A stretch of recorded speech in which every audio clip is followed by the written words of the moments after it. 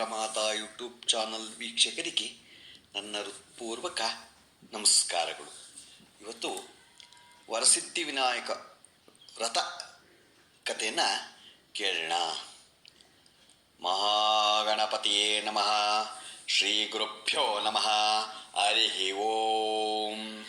ಗಣಾನಾಂ ತ್ವಾ ಗಣಪತಿಂ ಹವಾಮಹೇ ಕವಿಂ ಕವೀನಾಪಮಶ್ರವಸ್ತಮಂ ಜ್ಯೇಷ್ಠರಾಜಂ ಬ್ರಹ್ಮಣಾಂ ಬ್ರಹ್ಮಣಸ್ಪತ ಆನುಶೃಣ್ವನ್ನೋತಿಭಿಃ ಸೀದಸಾದನಂ. ಮಹಾಗಣಪತಿಗೆ ವಂದಿಸಿ ಈ ಕಥೆನ ಪ್ರಾರಂಭ ಮಾಡೋಣ. ಪೂರ್ವಕಾಲದಲ್ಲಿ ಚಂದ್ರವಂಶದ ದೊರೆಗಳಲ್ಲಿ ಪ್ರಸಿದ್ಧನಾದ ಧರ್ಮರಾಯನು ರಾಜ್ಯಭಾರವನ್ನು ಮಾಡುತ್ತಿದ್ದನು. ಆತನಿಗೆ ಗ್ರಹಚಾರ ಕಾಲವು ಪ್ರಾಪ್ತವಾಗಿ ರಾಜ್ಯಾದಿ ಸಕಲೈಶ್ವರ್ಯಗಳನ್ನು ಜ್ಞಾತಿಯಾದ ದುರ್ಯೋಧನನು ಅಪಹರಿಸಲು ಧರ್ಮರಾಯನು ತಮ್ಮಂದಿರೊಡನೆಯೂ ಪತ್ನಿಯೊಡನೆಯೂ ಅನೇಕ ವೃಕ್ಷಗಳಿಂದಲೂ ವ್ಯಾಘ್ರ ಬಲ್ಲೂದಕಾರಿ ದುಷ್ಟಮೃಗಗಳಿಂದಲೂ ತುಂಬಿದ ಮಹಾರಣ್ಯಕ್ಕೆ ಹೋದನು. ಅಲ್ಲಿ ಬ್ರಹ್ಮವೇತ್ತರಾದ ಮಹರ್ಷಿಗಳು ಅಲ್ಲಲ್ಲಿ ಕುಳಿತು ತಪಸ್ಸನ್ನು ಮಾಡುತ್ತಿದ್ದರು. ತಮ್ಮ ತಪಃಪ್ರಭಾವದಿಂದ ಅವರು ಸ್ವಯಂ ಪ್ರಕಾಶದಂತೆ ಹೊಳೆಯುತ್ತಿದ್ದರು. ಇತರರಿಗೆ ಗಾಳಿ, ನೀರು, ತರಗೆಲೆಗಳೇ ಆಹಾರ. ಸದಾಕಾಲದಲ್ಲಿಯೂ ಅಗ್ನಿಹೋತ್ರಗಳನ್ನೇ ಆಚರಿಸತಕ್ಕವರು. ಅತಿಥಿಗಳನ್ನು ವಿಶೇಷವಾಗಿ ಸತ್ಕರಿಸುವ ಸ್ವಭಾವವುಳ್ಳವರು. ನಿರಾಧಾರದಿಂದ ಭೂಮಿಯಿಂದ ಮೇಲೆ ಕುಳಿತು ಕೈಗಳನ್ನು ಜೋಡಿಸಿಕೊಂಡು ತಪಸ್ಸನ್ನು ಮಾಡತಕ್ಕವರು. ಇಂತಹ ಮಹರ್ಷಿಗಳನ್ನು ನೋಡಿದ ಕೂಡಲೇ ಆನಂದ ಪರವಶನಾದ ಧರ್ಮರಾಯನು ಅವರ ಬಳಿಗೈದು ತಮ್ಮಂದಿರೊಡನೆಯೂ ಪತ್ನಿಯೊಡನೆಯೂ ಅವರಿಗೆ ಸಾಷ್ಟಾಂಗ ದಂಡ ಪ್ರಣಾಮವನ್ನು ಮಾಡಿ ಅಂಜಲಿಬದ್ಧನಾಗಿರಲು ಋಷಿಗಳು ಈತನನ್ನು ನೋಡಿ ಆಧರಿಸಿ ಕುಳಿತುಕೊಳ್ಳುವಂತೆ ಹೇಳಿದ. ಆ ಮಾತನ್ನು ಕೇಳಿ ಧರ್ಮರಾಜನು ಕುಳಿತುಕೊಂಡನು. ಧರ್ಮರಾಜನು ಮುನಿವರಿಯರಾದ ಸೂತರನ್ನು ಕುರಿತು ಹೀಗೆಂದು ಪ್ರಾರ್ಥಿಸಿದನು. ಸಕಲ ಶಾಸ್ತ್ರಗಳಲ್ಲಿಯೂ ಪರಿಶ್ರಮವನ್ನು ಪಡೆದಿರುವ ಓ ಸೂತ ಮಹಾಮುನಿಯೇ, ನಮ್ಮ ಜ್ಞಾತಿಗಳಾದ ಕೌರವರು ನಮ್ಮೊಡನೆ ಮಾಯಾದ್ಯೂತವನ್ನು ಕಲ್ಪಿಸಿ ನಮ್ಮ ರಾಜ್ಯಾದಿ ಸಕಲೈಶ್ವರ್ಯಗಳನ್ನು ಅಪಹರಿಸಿದರು. ಇಷ್ಟೇ ಅಲ್ಲದೆ ಅನುಜರೊಡನೆಯೂ ಭಾರ್ಯೆಯೊಡನೆಯೂ ನನ್ನನ್ನು ಅನೇಕ ವಿಧಗಳಿಂದ ಅವಮಾನಗೊಳಿಸಿ ಸಹಿಸಲಾರದ ತೊಂದರೆಗಳನ್ನು ಉಂಟು ಮಾಡಿ ಈ ಅರಣ್ಯಕ್ಕೆ ಇಳಿಸಿದರು. ಈ ರೀತಿಯಾದ ಅವಸ್ಥೆಗಳನ್ನೆಲ್ಲ ಪಟ್ಟಿದರೂ ನನಗೆ ತಮ್ಮ ದರ್ಶನ ಮಾತ್ರದಿಂದಲೇ ದುಃಖಗಳೆಲ್ಲವೂ ನಾಶವಾದವು. ದಯಾನಿಧಿಯಾದ ಓ ಮಹಾತ್ಮನೇ, ನಮ್ಮ ದುರಿತಗಳೆಲ್ಲವೂ ನಾಶವಾಗುವಂತೆಯೂ ನಮ್ಮ ರಾಜ್ಯವು ಪುನಃ ನಮಗೆ ಲಭಿಸುವಂತೆಯೂ ಒಂದು ವ್ರತವನ್ನು ಅನುಗ್ರಹಿಸಬೇಕೆಂದು ಧರ್ಮರಾಯನು ಸೂತ ಮಹರ್ಷಿಯನ್ನು ಕೇಳಲಾಗಿ ಸೂತರು ಈ ರೀತಿ ಹೇಳಲು ಆರಂಭಿಸಿದರು. ಎಲೈ ಪಾಂಡವರೇ, ನೀವೆಲ್ಲರೂ ಕೇಳಿ. ವ್ರತಗಳೆಲ್ಲ ಮಹಾಶ್ರೇಷ್ಠವಾದ ವ್ರತ ಹೊಂದಿರುವುದು. ಈ ವ್ರತವು ಮನುಷ್ಯಗೆ ಐಶ್ವರ್ಯವನ್ನು, ಸೌಖ್ಯವನ್ನು ವೃದ್ಧಿಪಡಿಸತಕ್ಕದ್ದು, ಸಕಲ ವಿಧವಾದ ಪಾಪಗಳನ್ನು ಪರಿಹಾರ ಮಾಡತಕ್ಕದ್ದು, ಪೌತ್ರಾದಿ ಅಭಿವೃದ್ಧಿ ಉಂಟು ಮಾಡತಕ್ಕದ್ದು. ಓ ಪಾಂಡುನಂದನೇ, ಆದಿಯಲ್ಲಿ ಈ ವ್ರತವನ್ನು ಪರಮೇಶ್ವರನು ಕುಮಾರಸ್ವಾಮಿಗೆ ತಿಳಿಸಿದನು. ಆ ಕುಮಾರಸ್ವಾಮಿಗೆ ಪರಮೇಶ್ವರನು ವ್ರತ ವಿಧಾನವನ್ನು ಯಾವ ರೀತಿ ತಿಳಿಸಿದನೆಂಬುದನ್ನು ಈಗ ನಿಮಗೆ ತಿಳಿಸುತ್ತೇನೆ ಕೇಳಿ.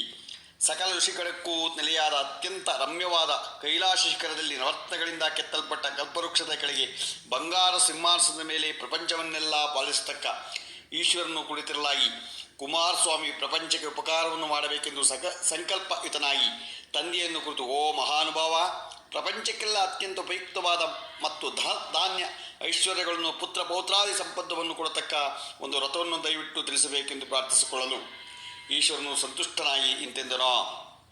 ಎಲೈ ಮಗನೇ, ಸಕಲ ಸಂಪತ್ತುಗಳನ್ನು, ದೀರ್ಘಾಯುಷ್ಯವನ್ನು, ಇಷ್ಟಾರ್ಥಗಳನ್ನು ಕೊಡತಕ್ಕ ವಿನಾಯಕ ಪೂಜೆ ಎಂಬ ಒಂದು ವ್ರತ ಉಂಟು.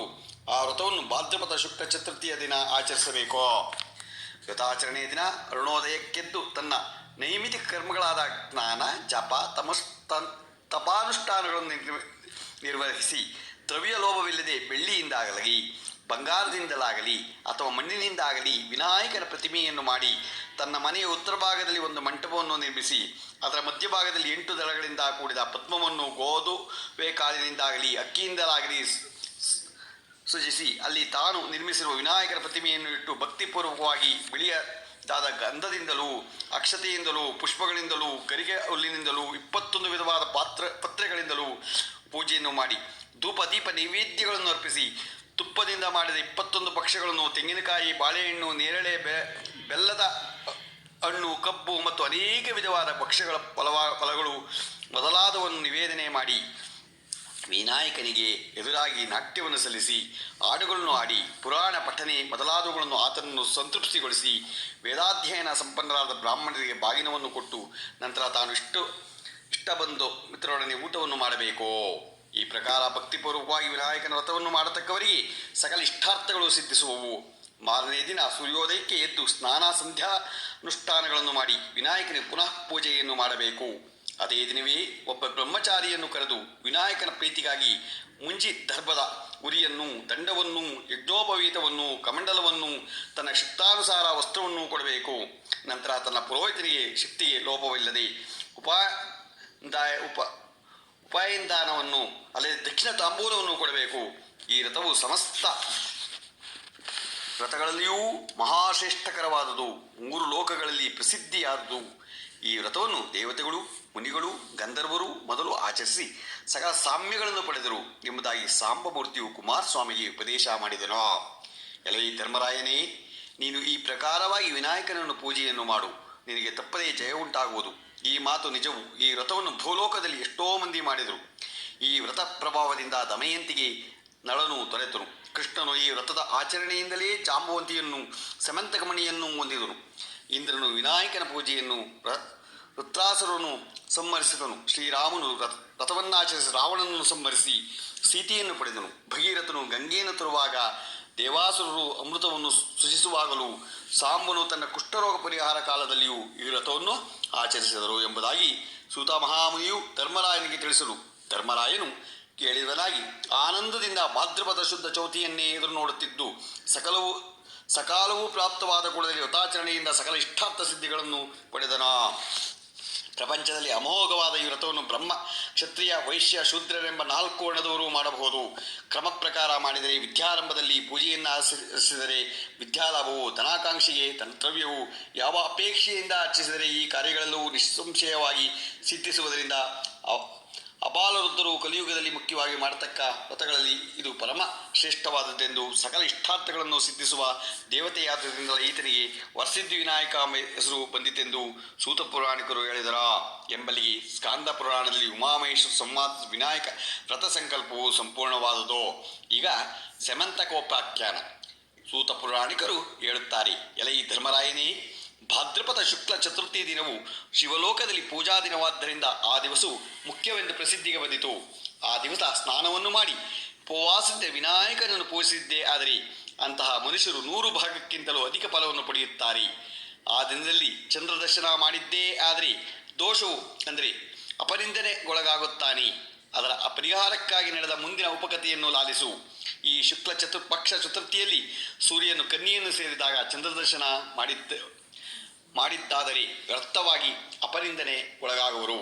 ಅಂತಹ ದೋಷ ಬಾರದಂತೆ ಈ ಮುಂದೆ ಹೇಳತಕ್ಕ ಧ್ಯಾನ ಶ್ಲೋಕವನ್ನು ಜಪಿಸಿಕೊಳ್ಳಬೇಕು.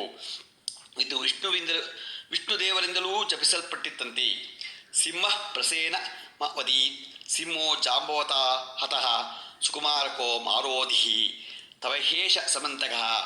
ಈ ಮಂತ್ರದ ಪುನಶ್ಚಾರಣೆಯನ್ನು ಮಾಡಬೇಕು ಎಂದು ಮುಂದೆ ನಂದೀಶ್ವರನು ಹೇಳುತ್ತಾನೆ.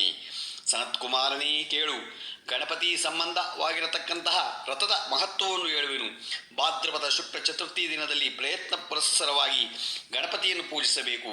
ಎಲೈ ಸನತ್ಕುಮಾರ ಋಷಿಯೇ, ಭೂಮಿಯ ಮೇಲೆ ಶುಭವನ್ನು ಇಚ್ಛಿಸುವಂಥ ಜನರು ಸ್ತ್ರೀಯರಾಗಲಿ ಪುರುಷರಾಗಲಿ ಈ ವ್ರತವನ್ನು ವಿಧಿ ಪುರಸ್ಕಾರದಿಂದ ಮಾಡಿದರೆ ಸಂಕಟಗಳಿಂದ ಜಾಗ್ರತೆಯಾಗಿ ಬಿಡಲ್ಪಟ್ಟವರು. ಈ ವ್ರತವು ಅಪವಾದವನ್ನು ಪರಿಹರಿಸುವುದು ಮತ್ತು ಸಕಲ ವಿಘ್ನಗಳನ್ನು ಪರಿಹರಿಸುವುದು. ಅರಣ್ಯದಲ್ಲಾಗಲಿ, ಕಷ್ಟ ಬಂದ ವೇಳೆಯಲ್ಲಾಗಲಿ, ಯುದ್ಧದಲ್ಲಾಗಲಿ, ರಾಜಕುಲದಲ್ಲಾಗಲಿ ಸಕಲ ಕಾರ್ಯಗಳನ್ನು ನೆರವೇರಿಸುವುದರಲ್ಲಿ ಇದು ಉತ್ತಮವಾದ ವ್ರತವು. ಗಣಪತಿಗೆ ಇಷ್ಟವಾದಂಥದ್ದು 3 ಲೋಕಗಳಲ್ಲಿಯೂ ಪ್ರಸಿದ್ಧಿಯಾದದ್ದು. ಎಲೈ ಬ್ರಹ್ಮ ಋಷಿಯೇ, ಸಂಕಟ ನಿವಾರಣೆಗೆ ಮಾಡತಕ್ಕ ವ್ರತವು ಇದಕ್ಕಿಂತ ಮತ್ತೊಂದಿಲ್ಲ ಎಂದನು. ತರುವಾಯ ಸನತ್ಕುಮಾರನು ಕೇಳುತ್ತಾನೆ, ಈ ವ್ರತವು ಪೂರ್ವದಲ್ಲಿ ಯಾರಿಂದ ಆಚರಿಸಲ್ಪಟ್ಟಿತು? ಈ ಮನುಷ್ಯ ಲೋಕಕ್ಕೆ ಹೇಗೆ ಬಂದಿತು? ಈ ಸರ್ವ ವರ್ತಮಾನವನ್ನು ವಿಸ್ತಾರವಾಗಿ ಹೇಳು ಎನ್ನಲು ನಂದಿಕೇಶ್ವರನು ಹೇಳುತ್ತಾನೆ. ಓ ಬ್ರಹ್ಮ ಋಷಿಯೇ, ಪ್ರತಾಪವಂತನಾದ ವಸುದೇವ ಪುತ್ರನು ತ್ರಿಲೋಕ ಸಂಚಾರಿಯಾದ ನಾರದ ಮಹರ್ಷಿಗಳಿಂದ ಆಜ್ಞಾಸಲ್ಪಟ್ಟು ತನಗೆ ವ್ಯರ್ಥವಾಗಿ ಬಂದ ಅಪವಾದ ನಿವೃತ್ತಿಗಾಗಿ ಗಣಪತಿ ವ್ರತವನ್ನು ಮಾಡಿದನು. ಸನತ್ಕುಮಾರನು ಕೇಳುತ್ತಾನೆ, ಷಡ್ಗುಣೈಶ್ವರ್ಯ ಸಂಪನ್ನನಾದ ಸೃಷ್ಟಿ ಸಂಹಾರಕನಾದ ಜಗದ್ವ್ಯಾಪಕನಾದ ಸ್ವಾಮಿಯು ಇಂಥ ಅಪನಿಂದನಿಗೆ ಏಕೆ ಒಳಗಾದನು? ಈ ಆಶ್ಚರ್ಯಕರವಾದ ಉಪಾಖ್ಯಾನವನ್ನು ಕೇಳಬೇಕೆಂದು ಕೇಳಿಕೊಳ್ಳಲು, ಸನತ್ಕುಮಾರನೇ ಕೇಳು. ಭೂಭಾರ ನಿವೃತ್ತಿ ಮಾಡುವುದಕ್ಕೋಸ್ಕರ ಬಲರಾಮನು ಶ್ರೀಕೃಷ್ಣನು ಜರಾಸಂಧನೆಂಬ ಅರಸನ ಭಯಕ್ಕಾಗಿ ಮಧುರಾ ಪಟ್ಟಣ ತ್ಯಜಿಸಿ ಸಮುದ್ರ ಮಧ್ಯದಲ್ಲಿ ದ್ವಾರಕಾ ನಗರವನ್ನು ವಾಸಸ್ಥಾನವಾಗಿಸಬೇಕೆಂದು ಅಲ್ಲಿಗೆ ವಿಶ್ವಕರ್ಮನನ್ನು ಕರೆಸಿ ಕನಕಮಯವಾದ ಕವಾಟಗಳಿಂದ ಶೋಭಿಸುವ 16,000 ಸುಂದರಿಯರ ಒಡಗೂಡಿ ಮನೋಹರವಾದ ಪ್ರತ್ಯೇಕ ಅರಮನೆಗಳನ್ನು ಕಲ್ಪಿಸಿ ಅದರ ಮಧ್ಯದಲ್ಲಿ ತನಗಾಗಿ ಭವನವನ್ನು ಕಟ್ಟಿಸಿದನು. ಆ ಸ್ತ್ರೀಯರ ಕ್ರೀಡೆಗಾಗಿ ಪಾರಿಜಾತ ಕಲ್ಪವೃಕ್ಷಾದಿಗಳನ್ನು ಸಹ ವಿರಚಿಸಿದರು. ಯಾದವರು ಗೃಹಗಳಾದರೂ 11,000 ಕೋಟಿ ಇದ್ದವು. ಪಟ್ಟಣವೆಲ್ಲವೂ ಅನೇಕ ಇತರ ಪ್ರಜೆಗಳಿಂದ ಭರಿತವಾಗಿತ್ತು. ಯಾರನ್ನು ನೋಡಿದರೂ ಯಾವುದೇ ವ್ಯಸನಕ್ಕೂ ಒಳಗಾಗದೆ ಸುಖ ಜೀವಿಗಳಾಗಿದ್ದರು. ಈಗಿರತಕ್ಕಂಥ ಪಟ್ಟಣದಲ್ಲಿ 3 ಲೋಕದಲ್ಲಿಯೂ ಪ್ರಸಿದ್ಧನಾದಂಥ ಉಗ್ರಸೇನಿಗೆ ಪುತ್ರರಾಗಿ ಸತ್ರಾಜಿತ ಪ್ರಸೇನರು ಜನಿಸಿದರು.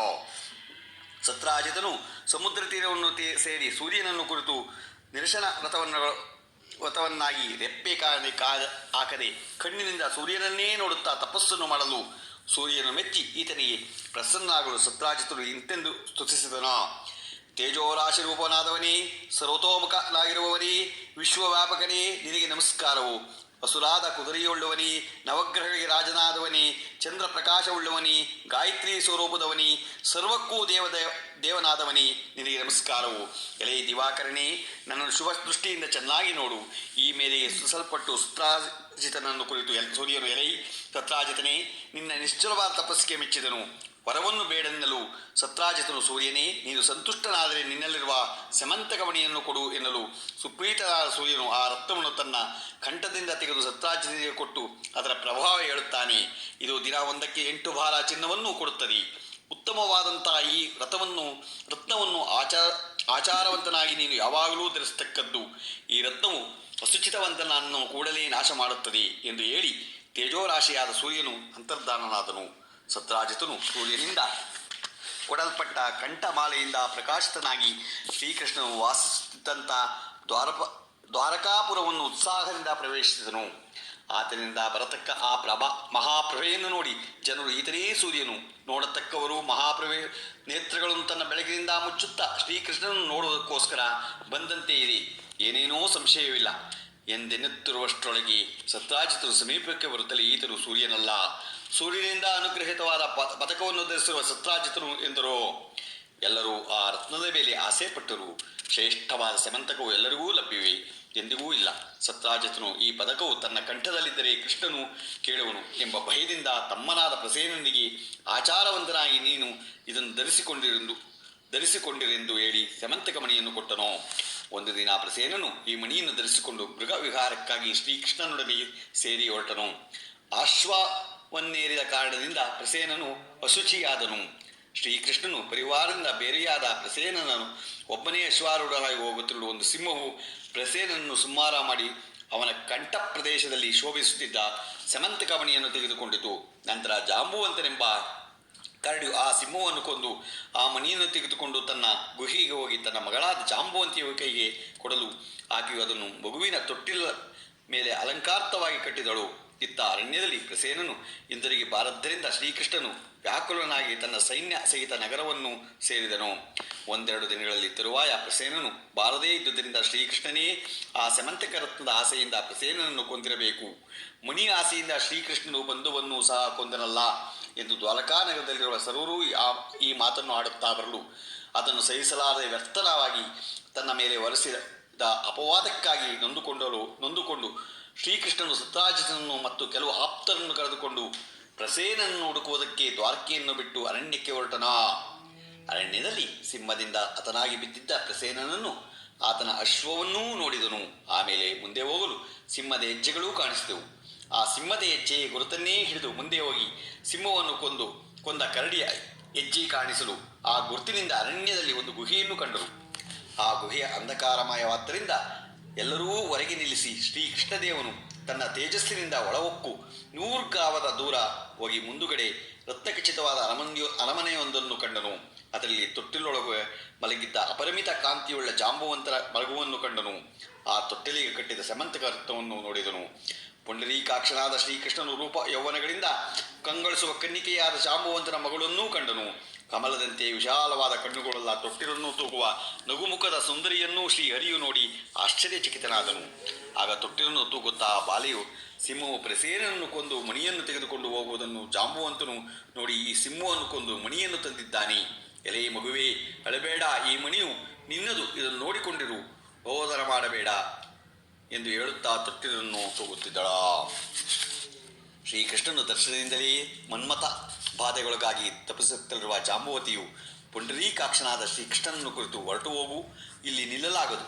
ಈ ರತ್ನವು ನಿನಗೆ ಬೇಕಾಗಿದ್ದರೆ ಜಾಂಬವಂತನು ನಿದ್ರೆಯಿಂದ ಏಳುವಷ್ಟರೊಳಗಾಗಿ ತೆಗೆದುಕೊಂಡು ಬೇಗನೆ ಹೋಗು ಎಂದು ಬೆಲ್ಲಗೆ ಹೇಳಲು, ಆ ಬಾಲಿಯು ಮಾತನ್ನು ಕೇಳಿ ಸ್ವಾಮಿಯು ಮುಗಿಲ್ನೆಗೆಯಿಂದ ಗಟ್ಟಿಯಾಗಿ ತನ್ನ ಪಾಂಚಜನ್ಯವನ್ನು ಓದಿದನು. ಮಹಾಧ್ವನಿಯಿಂದ ಕೆಚ್ಚೆತ್ತ ಜಾಂಬವಂತನಿಗೂ ಶ್ರೀಕೃಷ್ಣನಿಗೂ ಯುದ್ಧವೂ ಪ್ರಾರಂಭವಾಯಿತು.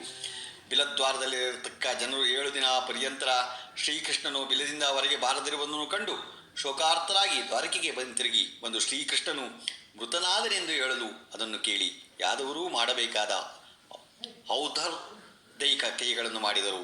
ಇತ್ತ ಗುಹಿಯಲ್ಲಿ ಶ್ರೀಕೃಷ್ಣನು ಜಾಂಬವಂತ ಇಬ್ಬರಿಗೂ 21 ದಿನ ಪರ್ಯಂತ ಯುದ್ಧವೂ ಜರುಗಿತು. ಅಮಿತ ಪರಾಕ್ರಮಿ ಭಲ್ಲೂಕ ವೀರನಾದ ಜಾಂಬವಂತನು ಯುದ್ಧದಲ್ಲಿ ಬಳಲಿದನು. ಶ್ರೀಕೃಷ್ಣನು ಪರಾಕ್ರಮವು ಹೆಚ್ಚಾಗಲು ಜಾಂಬವಂತನು ತ್ರೇತಾಯುಗದಲ್ಲಿ ಶ್ರೀರಾಮನ ಪರಾಕ್ರಮವನ್ನು ಸ್ಮರಿಸಿ ಈ ರೀತಿ ಸ್ಮರಿಸಿದನು: ಯಕ್ಷ ರಾಕ್ಷಸರಿಂದಲೂ ದೇವತೆಗಳಿಂದಲೂ ಅಜೇಯನಾಗಿರತಕ್ಕ ನಾನು ನಿನ್ನಿಂದ ಪರಾಜಿತನಾದೆ. ನೀನು ನಿಶ್ಚಯವಾಗಿ ದೇವಶ್ರೇಷ್ಠನು. ನೀನು ವಿಷ್ಣುವಲ್ಲದಿದ್ದರೆ ಇಂಥ ಶೌರ್ಯವೂ ಇರಲಾರದು ಎಂದು ಜಾಂಬವಂತನು ಸ್ತುತಿಸಲು, ಸುಪ್ರೀತರಾದ ಶ್ರೀಕೃಷ್ಣನು ತನ್ನ ರಾಮಾವತಾರವನ್ನು ಆತನಿಗೆ ದರ್ಶನ ಮಾಡಿಸಿದನು. ಶ್ರೀರಾಮ ದರ್ಶನದಿಂದ ಪುಳಿಕಿತರಾದ ಜಾಂಬವಂತನು ಗೋವಿಂದನಿಗೆ ತಾನು ತಂದಿದ್ದ ಆ ಮಣಿಯನ್ನು ಸಮರ್ಪಿಸಿದನು. ನಂತರ ಜಾಂಬವಂತಿ ವಿವಾಹವನ್ನು ಮಾಡ್ತಾರೆ. ಅದೇ ಶುಭ ಮುಹೂರ್ತದಲ್ಲಿ ತನ್ನ ಪುತ್ರಿ ಜಾಂಬವತಿಯನ್ನು ಪತ್ನಿಯನ್ನಾಗಿ ಸ್ವೀಕರಿಸಬೇಕೆಂದು ಒಪ್ಪಿಸಿ ವಿವಾಹ ಮಹೋತ್ಸವವನ್ನು ನೆರವೇರಿಸಿದನು. ಶ್ರೀಕೃಷ್ಣನು ಆ ಕಾಂತಾಮಣಿಗೆ ಕಾಂತನಾಗಿ ಮಣಿಸಹಿತನಾಗಿ ರಥವನ್ನೇರಿ ದ್ವಾರಕಾನಗರವನ್ನು ಪ್ರವೇಶಿಸಿ ಸಮಸ್ತ ಯಾದವರಿಗೆ ಈ ವೃತ್ತಾಂತಗಳನ್ನೆಲ್ಲ ಹೇಳಿ ಸಿದ್ಧಾಚಿತನನ್ನು ಕರೆಯಿಸಿ ಆ ರಥವನ್ನೆತ್ತನು. ಈ ರೀತಿಯಲ್ಲಿ ಶ್ರೀಕೃಷ್ಣನು ತನಗೆ ಬಂದಿದ್ದ ಅಪನಿಂದನೆಯನ್ನು ನಿವಾರಿಸಿಕೊಂಡನು. ನಂತರ ಸತ್ಯಭಾಮ ವಿವಾಹ. ಸತ್ರಾಜಿತನು ಆ ಮಣಿಯನ್ನು ತೆಗೆದುಕೊಂಡು ಸ್ವಲ್ಪ ಹೊತ್ತು ಯೋಚಿಸಿ ಶ್ರೀಕೃಷ್ಣನು ಅಜೇಯನೆಂದು ನಿಶ್ಚಯಿಸಿ ಅಪವಾದ ಹೊರಿಸಿದ್ದಕ್ಕೆ ಲಜ್ಜಿತನಾಗಿ ಆ ರತ್ನವನ್ನು ಮತ್ತು ತನ್ನ ಪುತ್ರಿಯಾದ ಸತ್ಯಭಾಮಾದೇವಿಯನ್ನು ಶ್ರೀಕೃಷ್ಣನಿಗೆ ಮಂತ್ರೋಕ್ತಧಾರ ಪುರಸ್ಸರದಿಂದ ಕೊಟ್ಟು ಎಲ್ಲರಿಗೂ ಒಪ್ಪುವಂತೆ ವೈಭವದಿಂದ ವಿವಾಹ ಮಾಡಿದನು. ಕೆಲವು ದಿನದ ಮೇಲೆ ಶತಧನ್ವ ಅಕ್ರೂರರು ಸತ್ರಾಜಿತನಲ್ಲಿದ್ದ ಮಾಣಿಕ್ಯದ ಮಹತ್ವವನ್ನು ತಿಳಿದು ಅನುಮರೊಡನೆ ವೈರವನ್ನು ಬೆಳೆಸಿದರು. ಪಾಂಡವರನ್ನು ನೋಡಲಿಕ್ಕೆ ಶ್ರೀಕೃಷ್ಣನು ಹೋಗಿದ್ದಾಗ ಅದೇ ಸಮಯದಲ್ಲಿ ಸತ್ರಾಜಿತನನ್ನು ಶತಧನ್ವನು ಸಂಹಾರ ಮಾಡಿ ಸತ್ಯಭಾಮೆಯಲ್ಲಿದ್ದ ಆ ರತ್ನವನ್ನು ತೆಗೆದುಕೊಂಡು ಹೋದನು. ಸತ್ಯಭಾಮಾದೇವಿಯು ಶತಧನ್ವನ ಕಾರ್ಯವನ್ನು ಶ್ರೀಕೃಷ್ಣನಿಗೆ ತಿಳಿಸಿದಳು. ಶ್ರೀಕೃಷ್ಣನು ದುಷ್ಟ ನಿಗ್ರಹಕ್ಕಾಗಿ ಅಂತರಂಗದಲ್ಲಿ ತುಷ್ಟನಾಗಿ ಹೊರಗೆ ಕಪಟ ನಾಟಕನಾಗಿ ಅಣ್ಣನನ್ನು ಕುರಿತು, ಓ ಬಲರಾಮನೇ, ಬಂಧುವಾದ ಶತಧನ್ವನು ಸತ್ಯಭಾಮೆಯಲ್ಲಿದ್ದ ಆ ಸ್ಯಮಂತಕ ಮಣಿಯನ್ನು ತೆಗೆದುಕೊಂಡು ಹೋದನಂತೆ ದುರಾಚಾರಿಯಾದ ಅವರನ್ನು ಕೊಂದು ಮಣಿಯನ್ನು ತರೋಣ, ಸಹಾಯಕ್ಕೆ ಸಂಗಡವೇ ಬರಬೇಕೆಂದು ಬಲರಾಮನನ್ನು ಕರೆದುಕೊಂಡು ಯುದ್ಧಕ್ಕಾಗಿ ಹೊರಟನು. ಈ ವರ್ತಮಾನವನ್ನು ಕೇಳಿ ಶತಧನ್ವನು ಆ ಮಣಿಯನ್ನು ಅಕ್ರೂರನ ಹಸ್ತದಲ್ಲಿರಿಸಿ, ಇದು ನಿನ್ನಲ್ಲೇ ಇರಲಿ ಎಂದು ಹೇಳಿ ಅಶ್ವವನ್ನೇರಿ ದಕ್ಷಿಣ ದಿಕ್ಕಿಗೆ ಹೊರಟನ. ನಂತರ ಅಲ್ಲಿ ಆ ಸಮಯದಲ್ಲಿ ರಥದ ಮೇಲೆ ಬರುತ್ತಲಿರುವ ಬಲರಾಮ ಕೃಷ್ಣರು ಅವನನ್ನು ಹಿಂದೆಟ್ಟಿ ಹೋದರು. ಅಶ್ವವು 100 ಗಾವದ ಓಡಿ ಬಸವಳಿದು ಬಿದ್ದು ಮೃತವಾಯಿತು. ಶತಧನ್ವನು ಇವರ ಭೀತಿಯಿಂದ ಬಳಲುತ್ತಿರಲು ಶ್ರೀಕೃಷ್ಣನು ರಥದಿಂದಿಳಿದು ಅವನನ್ನು ಕೊಂದನು. ಅವನನ್ನು ಶೋಧಿಸಿದರೂ ಮಣಿಯ ಅವನಲ್ಲಿ ಇರಲಿಲ್ಲವೆಂದು ಶ್ರೀಕೃಷ್ಣನು ಬಂದು ಅಣ್ಣನಿಗೆ ಹೇಳಿದನು. ಆ ಮಾತು ಕೇಳಿ ಬಲರಾಮನು ಹೇಳುತ್ತಾನೆ: ಕೃಷ್ಣನೇ, ನೀನು ಕಪಟಿಯೂ ಲೋಭವಂತನೂ. ಈ ಮಣಿಗೋಸ್ಕರ ಯಾವ ಬಂಧುವನ್ನಾಗಲಿ ನೀನು ಕೊಲ್ಲುತ್ತಿ. ನಿನಗೆ ಇದು ಯುಕ್ತವಲ್ಲ. ನಿನ್ನನ್ನು ಬಂಧುವೆಂದು ಯಾರು ತಾನೇ ಆಶ್ರಯಿಸುವರು ಎನ್ನಲು ಶ್ರೀಕೃಷ್ಣನು ಬಲರಾಮನು ಅನೇಕ ಪ್ರಮಾಣಗಳಿಂದ ಸಮಾಧಾನಗೊಳಿಸಿದನು. ಬಲರಾಮನು ಶ್ರೀಕೃಷ್ಣ ವರ್ತನೆಯಿಂದ ಅಸಂತುಷ್ಟನಾಗಿ ವಿದರ್ಭ ದೇಶಕ್ಕೆ ಹೋಗಲು ಶ್ರೀಕೃಷ್ಣನು ರಥಾರೂಢನಾಗಿ ದ್ವಾರಕೆಗೆ ಬಂದನು. ನಗರಕ್ಕೆ ಬಂದ ನಂತರ ಜನಗಳು ಬಲರಾಮನನ್ನು ಕೃಷ್ಣನು ಮಣಿಗೋಸ್ಕರ ಎಲ್ಲಿಯೋ ಹೊರಡಿಸಿಬಿಟ್ಟನು, ಒಂದು ಹೆಣ್ಣುಗಳ ಮೇಲೆ ಆಸೆ ಇದ್ದರೆ ಬಂಧುಬೇಕೆ ಎಂದು ಶ್ರೀಕೃಷ್ಣನನ್ನು ದೂರುತ್ತಿದ್ದರು. ಪುರಜನರ ಈ ಮಾತುಗಳನ್ನು ಜಗತ್ಪತಿಯಾದ ಶ್ರೀಕೃಷ್ಣನನ್ನು ಕೇಳಿ ಅಪರಾಧಿಯಂತೆ ಬಾಡಿದ ಮುಖಗಳನ್ನಾಗಿ ನಿಸ್ತೇಜನಾಗಿ ವೃಥಾ ಅಪವಾದದ ಬಗ್ಗೆ ಯೋಚಿಸುತ್ತಿದ್ದನು. ಇತ್ತ ಕ್ರೂರನಾದರೂ ತೀರ್ಥಯಾತ್ರೆ ನೆಪದಿಂದ ದ್ವಾರಕೆಯನ್ನು ಬಿಟ್ಟು ಕಾಶಿಯನ್ನು ಸೇರಿ ಆ ಮಣಿಯಿಂದ ಲಭ್ಯವಾದ ಕನಕದಿಂದ ಅನೇಕ ಯಜ್ಞಗಳನ್ನು ಮಾಡುತ್ತಾ ಸುಖದಿಂದಿದ್ದನು. ಅಕ್ರೂರನು ಬುದ್ಧಿಶಾಲಿಯಾದ್ದರಿಂದ ಸಂತೋಷವನ್ನು ಪಡೆದು ಆ ದ್ರವ್ಯದಿಂದಲೇ ದೇವಸ್ಥಾನ, ಪಟ್ಟಣವೇ ಮೊದಲಾದವುಗಳನ್ನು ಕಟ್ಟಿಸಿದನು. ಮಣಿ ಪ್ರಭಾವದಿಂದ ದುರ್ಭಿಕ್ಷ, ಈತಿಬಾಧೆ, ರೋಗಾದಿಗಳು ಅಲ್ಲಿ ಇರಲಿಲ್ಲ. ಆಚಾರದಿಂದ ಮಣಿಯನ್ನು ಇಟ್ಟುಕೊಂಡು ಅಕ್ರೂರನು ನಗರಕ್ಕೆ ಬಂದು ಸೇರಿದನು. ಮನುಷ್ಯಾವತಾರವನ್ನು ಹೊಂದಿದ್ದ ಕೃಷ್ಣನು ಎಲ್ಲವನ್ನೂ ತಿಳಿದಾಗ್ಯೂ ಲೋಕದಲ್ಲಿ ಅಜ್ಞಾನವನ್ನು ಜ್ಞಾನವಂತನೂ ತಿಳಿಯದೆ ಮಾಯಾಬದ್ಧನಾಗಿ ಹೇಗಿರುವನೋ ಹಾಗೆಯೇ ಸ್ವಾಮಿಯು ಅಜ್ಞಾನವನ್ನು ಆಶ್ರಯಿಸಿದನೋ. ಇದರಿಂದ ಬಂಧುಗಳಲ್ಲಿ ವೈರವು ಹುಟ್ಟಿತು. ವ್ಯರ್ಥವಾಗಿ ಇಷ್ಟೊಂದು ಅಪವಾದವನ್ನು ಸಹಿಸಬೇಕಾಯಿತಲ್ಲ, ಏನು ಮಾಡಲಿ ಎಂದು ಚಿಂತಾಕ್ರಾಂತನಾಗಿ ಶ್ರೀಕೃಷ್ಣನು ಅರಮನೆಯಲ್ಲಿರುವಾಗ ತ್ರಿಲೋಕ ಸಂಚಾರಿಯಾದ ನಾರದರು ಬಂದರು. ಶ್ರೀಕೃಷ್ಣನು ನಾರದರನ್ನು ಪೂಜಿಸಿ ಆಸನಾದಿ ಪಾದ್ಯಗಳನ್ನು ಕೊಡಲು ಸುಖಾಸೀನರಾದ ನಾರದರು, ಎಲೈ ಕೃಷ್ಣನೇ, ನಿನಗೆ ಬಂದಿರತಕ್ಕ ಅಪವಾದ ಕಾರಣವನ್ನು ನಾನು ಬಲ್ಲೆನು. ಭಾದ್ರಪದ ಮಾಸದಲ್ಲಿ ನಿನ್ನಿಂದ ಶುಕ್ಲಪಕ್ಷ ಚತುರ್ಥಿ ದಿನ ಚಂದ್ರದರ್ಶನ ಮಾಡಲ್ಪಟ್ಟಿತು. ಆದ್ದರಿಂದಲೇ ನೀನು ಇಂಥ ಅಪವಾದಕ್ಕೆ ಒಳಗಾದೆ ಎನ್ನಲು ಶ್ರೀಕೃಷ್ಣನು, ನಾರದರೆ, ಚಂದ್ರದರ್ಶನದಿಂದ ಯಾವ ದೋಷವೂ ಉಂಟಾಗುವುದೋ ಅದನ್ನು ವಿಸ್ತಾರವಾಗಿ ಹೇಳಿ. ಯಾತಕ್ಕೋಸ್ಕರ ಬಿದಿಗೆಯಲ್ಲಿ ಜನರು ಚಂದ್ರದರ್ಶನವನ್ನು ಮಾಡುತ್ತಾರೆ? ಚಂದ್ರನು ತಾನು ರೂಪವಂತನೆಂದು ಗರ್ವದಿಂದ ಮರೆಯತ್ತಲಿದ್ದನು. ಅದನ್ನು ವಿನಾಯಕರು ನೋಡಿ ಚಂದ್ರನನ್ನು ಶಪಿಸಿದನು. ಆ ಶಾಪದ ದೆಸೆಯಿಂದ ಭಾದ್ರಪದ ಮಾಸ ಶುಕ್ಲಪಕ್ಷ ಚತುರ್ಥಿ ದಿನ ಯಾರು ಚಂದ್ರದರ್ಶನ ಮಾಡುವರೋ ಅವರು ವ್ಯರ್ಥವಾಗಿ ಅಪನಿಂದನೆಗೆ ಒಳಗಾಗುವರು ಎಂದು ನಾರದರು ಹೇಳಿದರು. ಎಲೈ ನಾರದರೆ, ಯಾತಕ್ಕೋಸ್ಕರವಾಗಿ ಚಂದ್ರನಿಗೆ ವಿಘ್ನೇಶ್ವರನು ಶಾಪವನ್ನು ಕೊಟ್ಟನೋ ಆ ವಿವರವನ್ನು ನನಗೆ ದಯವಿಟ್ಟು ಹೇಳಬೇಕೆಂದು ಶ್ರೀಕೃಷ್ಣನು ಕೇಳಲು ನಾರದರು ಹೇಳುತ್ತಾರೆ. ಗಣೇಶನ ವಿವಾಹ. ಈಗ ಪೂರ್ವದಲ್ಲಿ ಜಗತ್ಪತಿಯಾದ ಸಾಂಬ ಸದಾಶಿವನು ವಿನಾಯಕನನ್ನು ಪ್ರಮಥ ಗಣಗಳಿಗೆ ಅಧಿಪತಿಯನ್ನಾಗಿ ಮಾಡಬೇಕೆಂದು ಪ್ರಯತ್ನಿಸಿದಾಗ ಬ್ರಹ್ಮ ಮೊದಲಾದ ದೇವರುಗಳಿಗೂ ಸೇರಿದ್ದರೋ. ಅಣಿಮ, ಮಹಿಮ, ಗರಿಮ, ಲಘಿಮ, ಪ್ರಾಪ್ತಿ, ಪ್ರಮಾಕ್ಯಂ, ಪ್ರಕಾಮ್ಯ, ಈಶತ್ವ, ವಶಿತ್ವ ಈ ಅಷ್ಟಸಿದ್ಧಿಗಳು ಕೊಟ್ಟು ಗಣೇಶನ ವಿವಾಹ ಮಹೋತ್ಸವ ನಡೆಯಿತು. ಆಗ ಬ್ರಹ್ಮದೇವರು ಸ್ತುತಿಸುತ್ತಾರೆ, ಗಜಮುಖನೇ, ಪ್ರಥಮಾಧಿಪನೇ, ಲಂಬೋದರನೇ, ವಿಘ್ನರಾಜನೇ, ನಿನಗೆ ಮೋದಕಗಳಿಂದ ನಿವೇದನೆ ಮಾಡಿ ಯಾರ್ಯಾರು ಪೂಜಿಸುತ್ತಾರೋ ಅವರುಗಳಿಗೆ ನೀನು ಪ್ರಸನ್ನನಾಗಿ ಅವರ ಕಾರ್ಯಗಳನ್ನು ನಿರ್ವಿಘ್ನವಾಗಿ ನೆರವೇರಿಸುವುದರಲ್ಲಿ ಸಂದೇಹವಿಲ್ಲ. ಈ ಗಣಪತಿಯನ್ನು ಪೂಜಿಸುತ್ತಿದ್ದರೆ ಸುರಾಸುರರಾಗಲಿ ಕಾರ್ಯವನ್ನು ಇಚ್ಛಿಸಿದರೆ ಆಗಲಾರದು. ಕಲ್ಪಕೋಟಿ ಶತಗಳಾದಾಗ್ಯೂ ಕಾರ್ಯಗಳು ಆಗುವುದಿಲ್ಲ. ಎಲೈ ಗಣಪತಿಯೇ, ನಿನ್ನನ್ನು ಭಕ್ತಿಯಿಂದ ಪೂಜಿಸಿ ವಿಷ್ಣುವು ಪಾಲನೆಯನ್ನು ಮಾಡುತ್ತಾನೆ. ನಿನ್ನನ್ನು ಪೂಜಿಸಿ ರುದ್ರನು ಸಂಹಾರ ಮಾಡುತ್ತಾನೆ. ನಿನ್ನನ್ನು ಆರಾಧಿಸಿ ನಾನು ಸೃಷ್ಟಿಸುತ್ತೇನೆ. ಹೀಗೆ ಸ್ತುತಿಸಲ್ಪಟ್ಟ ಬ್ರಹ್ಮನನ್ನು ಕುರಿತು ವಿನಾಯಕನು ಕೇಳುತ್ತಾನೆ, ನಿನ್ನ ಮನಸ್ಸಿನಲ್ಲಿ ಏನು ಇದೆಯೋ ಆ ವರವನ್ನು ಬೇಡು, ನಾನು ಕೊಡುತ್ತೇನೆಂದು ಹೇಳಿದನು. ಓ ಪ್ರಭುವೇ, ನಾನು ಮಾಡತಕ್ಕಂಥ ಕರ್ಮವು ನಿರ್ವಿಘ್ನದಿಂದ ನಡೆಸಿಕೊಂಡು ಬರುವಂತೆ ಅನುಗ್ರಹಿಸಬೇಕು ಎಂದು ಬ್ರಹ್ಮನು ವರವನ್ನು ಬೇಡಲು ಹಾಗೆಯೇ ಆಗಲೆಂದು ವಿನಾಯಕನು ತನ್ನ ಸೊಂಡಿಲಿನಿಂದ ಕಡುಬನ್ನು ಸ್ವೀಕರಿಸಿದನೋ. ನಂತರ ಸಿದ್ಧಿ ಬುದ್ಧಿಗಳೆಂಬ ಪತ್ನಿಯರ ಸಮೇತ ಗಣಪತಿಯು ಸಪ್ತಲೋಕಗಳನ್ನು ಸಂಚರಿಸಬೇಕೆಂದು ಸ್ವೇಚ್ಛಾವಿಹಾರವಾಗಿ ಮೆಲ್ಲಮೆಲ್ಲಗೆ ಗಗನದಲ್ಲಿ ಮೂಷಕ ವಾಹನವನ್ನೇರಿ ಸಂಚರಿಸುತ್ತಿದ್ದನು. ಹಾಗೆಯೇ ಚಂದ್ರಲೋಕವನ್ನು ಸೇರಿ ಸಂಚಾರ ಮಾಡುತ್ತಿರುವ ಗಣನಾಯಕನನ್ನು ನೋಡಿ ಮದಾನ್ವಿತನಾದ ಚಂದ್ರನು ಅಪಹಾಸ್ಯ ಮಾಡಿದನು. ಕೋಪದಿಂದ ಕೆಂಪಾದಂಥ ಕಣ್ಣುಗಳುಳ್ಳ ಗಣಪತಿಯು ಚಂದ್ರನಿಗೆ ಶಾಪವನ್ನು ಕೊಟ್ಟನು. ನೋಡಲಿಕ್ಕೆ ಸೌಂದರ್ಯಶಾಲಿ ಎಂದು ಗರ್ವದಿಂದ ಮೆರೆಯುತ್ತಿರುವ ನೀನು ತಕ್ಕ ಫಲವನ್ನು ಬೇಗನೆ ಹೊಂದುವೆ. ಈ ದಿನದಿಂದ ಮೃಗಲಾಂಛನವಾದ ನಿನ್ನನ್ನು ಯಾರು ಚತುರ್ಥಿ ದಿನ ನೋಡುತ್ತಾರೋ ಅವರು ಅಪವಾದಕ್ಕೆ ಒಳಗಾಗುವರು, ಇದು ನಿಶ್ಚಯವು ಎನ್ನಲು ಚಂದ್ರನು ಇಂತಹ ಭಯಂಕರವಾದ ಮಾತನ್ನು ಕೇಳುತ್ತಲೇ ಬಾಡಿದ ಮುಖವನ್ನಾಗಿ ಜಲವನ್ನು ಹೊಕ್ಕು ಬಿಳಿಯ ತಾವರಿಯಲ್ಲಿ ಅಡಗಿಕೊಂಡನು. ತರುವಾಯ ದೇವತೆಗಳು, ಗಂಧರ್ವರು, ಋಷಿಗಳು ಚಂದ್ರನನ್ನು ಕಾಣದೆ ದುಃಖದಿಂದ ದೇವೇಂದ್ರನನ್ನು ಮುಂದಿಟ್ಟುಕೊಂಡು ಬ್ರಹ್ಮನ ಬಳಿಗೆ ಹೋಗಿ ಗಣಪತಿಯ ಮತ್ತು ಚಂದ್ರನ ಸಂಗತಿಯನ್ನು ಹೇಳಿದರು. ಆಗ ಬ್ರಹ್ಮನು, ಎಲೈ ದೇವತೆಗಳಿರ, ಗಣಪತಿಯಿಂದ ಕೊಡಲ್ಪಟ್ಟ ಶಾಪವು ಹಿಂತಿರುಗಿಸಲಿಕ್ಕೆ ರುದ್ರನಿಂದಾಗಲಿ ವಿಷ್ಣುವಿನಿಂದಾಗಲಿ ನನ್ನಿಂದಾಗಲಿ ಆಗಲಾರದು. ಆ ಗಣಪತಿಯನ್ನೇ ಶರಣಾಗತರಾಗಿ ಬೇಡಿಕೊಂಡಲ್ಲಿ ಆತನೇ ಶಾಪ ವಿಮೋಚನೆ ಮಾಡುವುದರಲ್ಲಿ ಸಂಶಯವಿಲ್ಲ ಎನ್ನಲು ದೇವತೆಗಳು, ಯಾವ ಉಪಾಯದಿಂದ ಗಣಪತಿಯು ನಮಗೆ ಪ್ರಸನ್ನನಾಗುವನೋ ಸೃಷ್ಟಿಕರ್ತನಾದ ಬ್ರಹ್ಮನೇ ನಮಗೆ ಅದರ ವಿವರವನ್ನು ತಿಳಿಸಬೇಕು ಎಂದು ಕೇಳಲು ಬ್ರಹ್ಮನು ಹೇಳುತ್ತಾನೆ, ಎಲೈ ಸುರರೇ, ಕೇಳಿರಿ, ಚತುರ್ಥಿ ದಿನದಲ್ಲಿ ವಿನಾಯಕನನ್ನು ಭಕ್ತಿಯಿಂದ ಪೂಜಿಸಬೇಕು ಮತ್ತು ಕೃಷ್ಣಪಕ್ಷದಲ್ಲಿ ಅಂದರೆ ಪ್ರದೋಷ ಕಾಲಕ್ಕೆ ಪೂಜೆಗೆ ಆರಂಭಿಸಿ ಚಂದ್ರೋದಯಕ್ಕೆ ಚಂದ್ರನಿಗೆ ಅರ್ಘ್ಯ ಪ್ರದಾನ ಮಾಡಬೇಕು. ಅದನ್ನು ಸಂಕಷ್ಟಹಾರ ಗಣಪತಿ ವ್ರತ ಎಂದು ಪ್ರಾಜ್ಞರು ಹೇಳುವರು. ಶುಚಿರ್ಭೂತರಾಗಿ ಅತಿರಸಗಳಿಂದಲೂ ತುಪ್ಪದಿಂದಲೂ ಮಾಡಿದ ಕಡುಬುಗಳನ್ನು, ಪಾಯಸ ಮೊದಲಾದವುಗಳನ್ನು ನೈವೇದ್ಯ ಮಾಡಿ ಮೌನದಿಂದ ಭೋಜನ ಮಾಡಬೇಕು. ಸುವರ್ಣ ಗಣಪತಿಯನ್ನು ಮಾಡಿಸಿ ಆ ಪ್ರತಿಮೆಯನ್ನು ಲೋಪವಿಲ್ಲದೆ ತನ್ನ ಶಕ್ತಿಗೆ ಅನುಸಾರ ದಕ್ಷಿಣೆಯೊಂದಿಗೆ ಬ್ರಾಹ್ಮಣನಿಗೆ ದಾನ ಕೊಡಬೇಕು ಎಂದು ಹೇಳಿದ. ಬ್ರಹ್ಮನನ್ನು ಪುನಃ ಸ್ತುತಿಸಿ ದೇವತೆಗಳು ಚಂದ್ರನ ಸಮೀಪಕ್ಕೆ ಬಂದು ಹೇಳಲ್ಪಟ್ಟ ಪೂಜಾವಿಧಿಗಳನ್ನು ತಿಳಿಸಿದರು. ಅವರು ಹೇಳಿದಂತೆ ಚಂದ್ರನು ಅವರಾದಿಗಳಿಂದ ಪೂಜಿಸಲ್ಪಟ್ಟು ಸಿದ್ಧಿವಿನಾಯಕನನ್ನು ಅರ್ಪಿಸಿದನು. ಸುಪ್ರೀತರಾದ ಗಣಪತಿಯನ್ನು ನೋಡಿ ಚಿತ್ತನಾದ ಚಂದ್ರನು, ನೀನೇ ಸರ್ವಕ್ಕೂ ಕಾರಣೀಭೂತರಾದ ದೇವರು, ನೀನು ಪ್ರಸನ್ನನಾಗಬೇಕು. ಹೇ ಜಗನ್ನಿವಾಸನಿ, ಲಂಬೋದರನೇ, ದೇವೇಶನೇ, ವಕ್ರತುಂಡನೇ, ಬ್ರಹ್ಮನಾರಾಯಣರಿಂದ ಪೂಜಿಸಲ್ಪಟ್ಟ ಸ್ವಾಮಿಯೇ, ಗರ್ವದಿಂದ ನಾನು ತಿಳಿಯದೇ ಮಾಡಿದ ಅಪಹಾಸ್ಯವನ್ನು ಮನ್ನಿಸು. ನಿನ್ನನ್ನು ಪೂಜಿಸದೆ ಯಾವ ಕಾರ್ಯಕ್ಕೂ ಯಾರ ಪ್ರಯತ್ನಪಟ್ಟರೂ ನಿರ್ವಿಘ್ನದಿಂದ ಅದನ್ನು ಸಾಧಿಸಲಾಗದು. ಈ ನಿನ್ನ ಪ್ರಭಾವವನ್ನು ನಿನ್ನಿಂದಿಗೇ ತಿಳಿದನು. ನಿನ್ನನ್ನು ಯಾರು ಉದಾಸೀನ ಮಾಡುವರೋ ಅವರಿಗೆ ನರಕವಾಸ ಪ್ರಾಪ್ತಿಯಾಗುವುದು. ಕರುಣಾಸಮುದ್ರನೇ, ಲಂಬೋದರನೇ, ಮದದಿಂದ ಆಡಿದ ನನ್ನ ಹಾಸ್ಯವನ್ನು ಕ್ಷಮಿಸು ಎಂದು ಬೇಡಿಕೊಳ್ಳಲು ಗಣಾಧಿಪತಿಯು ಸಂತೋಷಪಟ್ಟು ನೀನು ಬೇಡಿದ ವರವನ್ನು ಕೊಡುತ್ತೇನೆಂದು ಹೇಳಲು ಬ್ರಹ್ಮ ಬಂದು ಸ್ತುತಿಸಿ ಚಂದ್ರನನ್ನು ಶಾಪದಿಂದ ವಿಮುಕ್ತನನ್ನಾಗಿ ಮಾಡಬೇಕೆಂದು ಕೇಳಿಕೊಳ್ಳಲು ಬ್ರಹ್ಮನ ಮಾತಿನಂತೆ ಗಣೇಶ ಸ್ವಾಮಿಯು ಚಂದ್ರನಿಗೆ ವಿಶಾಪವನ್ನು ಮಾಡಿದನು. ಶುಕ್ಲ ಪಕ್ಷ ಚತುರ್ಥಿ ದಿನದಲ್ಲಿ ಯಾರು ಚಂದ್ರ ದರ್ಶನ ಮಾಡುತ್ತಾರೋ ಅವರು ಸಂವತ್ಸರಾದ್ಯಂತ ನಿರರ್ಥಕವಾದ ಅಪವಾದವನ್ನು ಹೊಂದುತ್ತಾರೆಂಬುದರಲ್ಲಿ ಸಂಶಯವಿಲ್ಲ.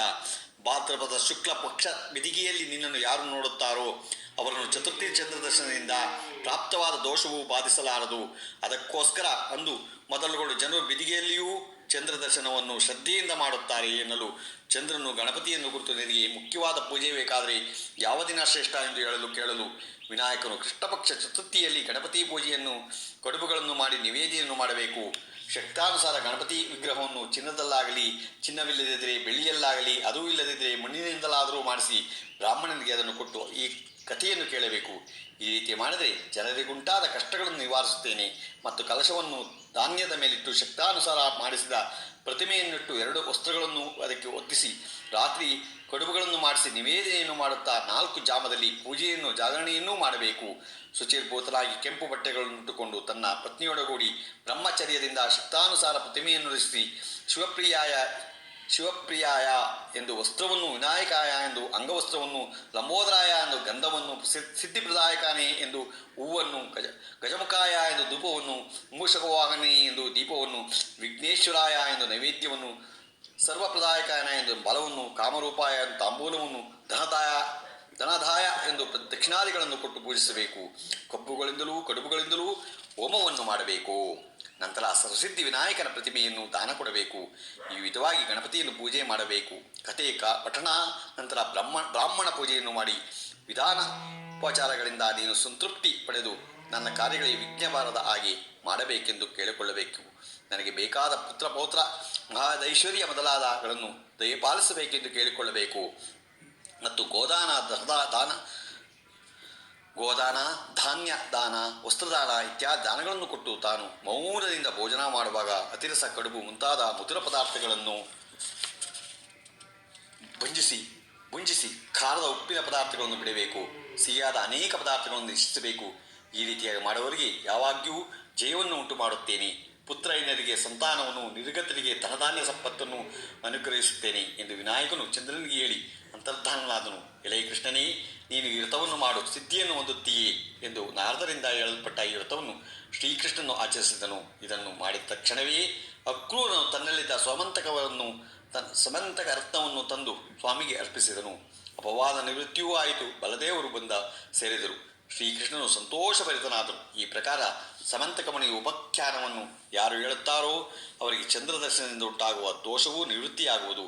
ಭಾದ್ರಪದ ಶುಕ್ಲ ಚತುರ್ಥಿ ದಿನದಲ್ಲಿ ಚಂದ್ರದರ್ಶನವು ಶುಭವಲ್ಲ. ತತ್ಪರಿಹಾರ್ಥವಾಗಿ ಸಮಂತಕೋಪಾಖ್ಯಾನವನ್ನು ಕೇಳಬೇಕು. ಯಾವಾಗ ಯಾರಿಗೆ ಮನಸ್ಸಿಗೆ ಕಷ್ಟವೆಂದು ತಿಳಿಯುತ್ತದೋ ಆಗ ಆ ಕಥೆಯನ್ನು ಕೇಳಿದರೆ ಕಷ್ಟವೆಲ್ಲ ನಿವಾರಣೆಯಾಗುವುದು.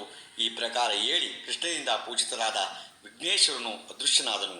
ಭೂಲೋಕದಲ್ಲಿ ಸ್ತ್ರೀಯರಾಗಲಿ ಪುರುಷರಾಗಲಿ ಏನಾದರೊಂದು ಶುಭ ಕಾರ್ಯಗಳಾಗಬೇಕಾದರೆ ಸಮಯದಲ್ಲಿ ವಿನಾಯಕ ವ್ರತ ಮಾಡಿದರೆ ಅವರ ಕಾರ್ಯಗಳು ನಿರ್ವಿಘ್ನವಾಗಿ ನೆರವೇರುವುದಲ್ಲದೆ ಇಷ್ಟಾರ್ಥಗಳು ಸಿದ್ಧಿಸುವವು. ಈ ರೀತಿ ಪ್ರಸಿದ್ಧಿಗೆ ಬಂತೆಂದು ಶ್ರೀಕೃಷ್ಣನು ಧರ್ಮರಾಯನಿಗೆ ಹೇಳಲು ಅದರಂತೆ ಧರ್ಮರಾಯನು ಆಚರಿಸಲು ಸಕಲ ಸಂಪತ್ತುಗಳಿಂದ ಪಡೆದನೋ.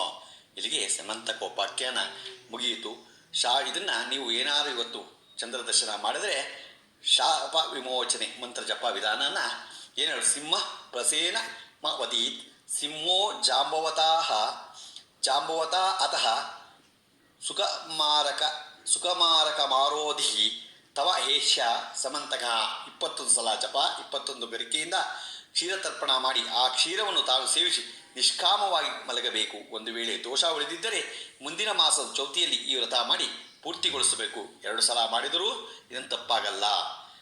ಇಲ್ಲಿಗೆ ನೀವು ಗಣೇಶನ ಕಥೆನ ಕೇಳಿದ್ರ ಇಲ್ಲಿ ಇವತ್ತು ನಮ್ಮ ಹೆಬ್ಬಳಲು ಶ್ರೀ ಚಕ್ರಮಾತಾ ಯೂಟ್ಯೂಬ್ ಚಾನಲ್ ಯಾರು ಸಬ್ಸ್ಕ್ರೈಬ್ ಆಗಿಲ್ವೋ ದಯಮಾಡಿ ಸಬ್ಸ್ಕ್ರೈಬ್ ಆಗಿ ಲೈಕ್ ಕೊಡಿ. ಇದು ನಿಮ್ಮದೇ ಚಾನಲ್ ಆಗಿದ್ದರಿಂದ ನಮ್ಮ ಲಿಂಕನ್ನು ಬೇರೆ ಗ್ರೂಪ್ಗಳಿಗೆ ಫಾರ್ವರ್ಡ್ ಮಾಡಿ. ನಮಸ್ಕಾರಗಳು, ನಮಸ್ಕಾರಗಳು, ನಮಸ್ಕಾರಗಳು.